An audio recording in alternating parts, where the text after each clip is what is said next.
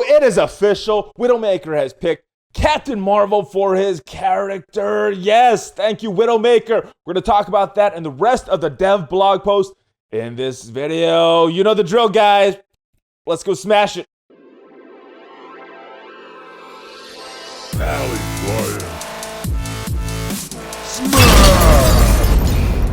Hey, what's up all you Valley Maniacs? ValleyFlyin here. I am back. Welcome to the channel. In this video, we're going to talk about Widowmaker's selection. We're going to talk about the rest of the dev blog post and going to have some fun. All right, so he picked Captain Marvel. Very, very good. I'm very happy that he picked Captain Marvel. Most people, including myself, thought that he was going to pick Hulk. It made sense, but I'm glad that Captain Marvel got picked now.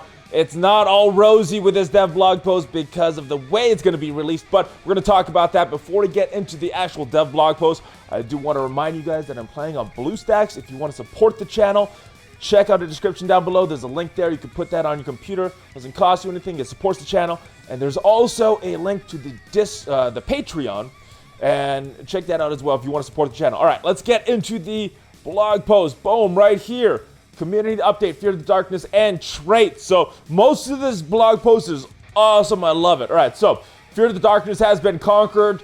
Most people know that by now, and it was by Widowmaker. So congratulations to Widowmaker. And this was the collection of the most feared soldiers in the Ultimus Army. He completed that challenge. He met it head on, and he did it twice actually. So good stuff there. Now, they announced that the first person to clear Fear of the Darkness would choose 100 shards of a character that we made all available to all current players.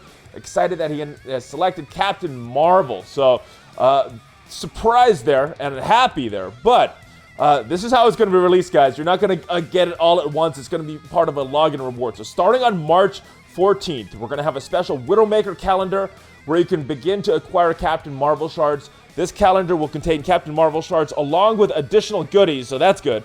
And will continue up to the 1-year anniversary of Marvel Strike Force.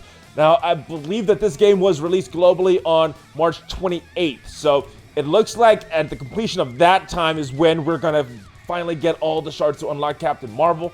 But may have unlocked her first, depending on how these milestones turn out that are going to be starting next week, according to the data mine. So again, it's all subject to change, maybe because of this announcement that they got pushed back or something. But that is how it was in the data mine. He's going to be forever enshrined in Marvel Strike Force, and you'll be able to view the tribute on a rooftop during a upcoming release.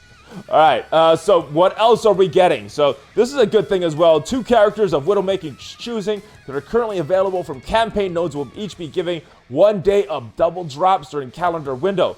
These characters are Black Panther, so nice, very good that I don't have him 7 stars yet, but it's a good character. It's a very good character. And so is Doctor Strange. Doctor Strange fell off a little bit, but these are 2 characters that most people are wanting, or very, very coveted at one time. All right, during this time, we'll have a special offer to celebrate the Fear the Darkness giveaway. Ooh, what do you think this will be, guys? Something related to Captain Marvel? I don't know. Let me know in the comments down below what you think this offer is going to be. All right, so this is a part of the blog post that I think I enjoyed the most, because this is a little bittersweet how they will be released. So, you know, probably the 28th is when we'll get those shards. But again, it is free shards, so you know, not really stuff to complain about. All right, traits though. This is the part that I like the best. This is talking about how they are determining the character's traits, all the work that goes into it. I know there's a lot of salt that goes out on Reddit thinking, oh, what are these guys doing? It actually looks like there's a lot of thought brought into this. All right, let's talk about traits, or the more recent question, why the heck doesn't Punisher have the military trait? We apply traits to characters based on 2 things: defining the characteristics of the character, which would be appropriate for Punisher. The second part, and probably the more important decision to them, is the strategic choices. And it does make sense when you read this blog post. All right, does it make for interesting strategic choices? To be honest, the first one is a bit arbitrary. Yes, I agree. Countless hours spent in comics, comic shops, late-night diners on Facebook, debating this sort of thing. Wolverine has gone to war. Dr. Doom's powers have been both technological and mystical in nature. Kingpin has been a nemesis of many a hero in New York City, and just about everybody has been an Avenger at some point. I agree. That's that's why you can kind of make the argument, oh, this person deserves an Avenger tag, but it's good to see that they take this into account. All right, so this is the part about the strategic choices. For the characters in Strike Force, we've attempted to limit the overlap of the traits whenever possible. This leads to some fairly debatable outcomes. Take Deadbolt, for example. There's a strong argument that he should have the military trait based on his history.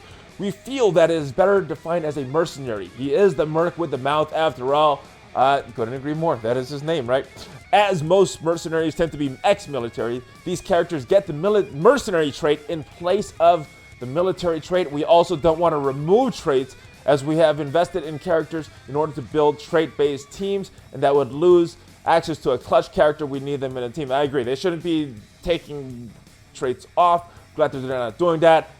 Here's where it comes to Punisher, though. All right, Punisher's military trait, or lack thereof. It is more about the current state of the game's meta strategy. Captain Marvel is a powerhouse who synergizes well with the military characters by providing additional damage based on her passive ability.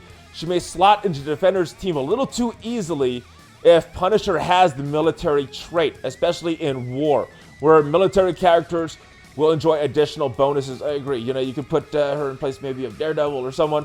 I don't know, maybe just somebody off the top of my head, and would be very good with that trait.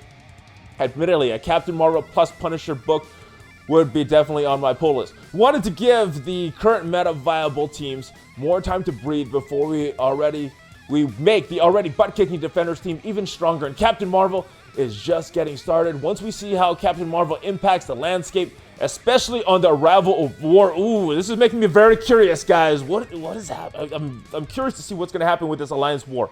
We'll likely add the military trait to more characters such as Punisher. To Frank Castle, we say Semper Fi. All right, so I'm glad. I'm kind of glad that they're keeping this open as well. You know, because I like that they can change things and make things stuff instead of locking themselves into that. There's some things that I don't want them to be able to flip-flop on, but I like that they're able to giving themselves some room to change this. All right, store update. This has already happened. Supply ship has arrived to expand our store inventory, so we got more orange gear. Good stuff if you're around there. I don't have any Gear 12 characters, so this doesn't impact me personally, but this is good. I'm glad that they're adding more. More stuff in the store is always better, in my opinion. War Machine Blitz. Got mixed feelings about this, guys. The March of War continues next week as War Machine enters Blitz. Battle through waves of player teams to earn milestones and Blitz rewards. Man, that will be 5 weekends in a row now that I've actually cared about the Blitz character that I think I'm going to have to Blitz. As you know, Blitz is my favorite and most hated game mode. I don't like the time it takes, but I do like playing it. And I do like kind of pushing to see how high I'm getting. I'm kind of pushing myself on this Carnage Blitz just to see what my highest score will be.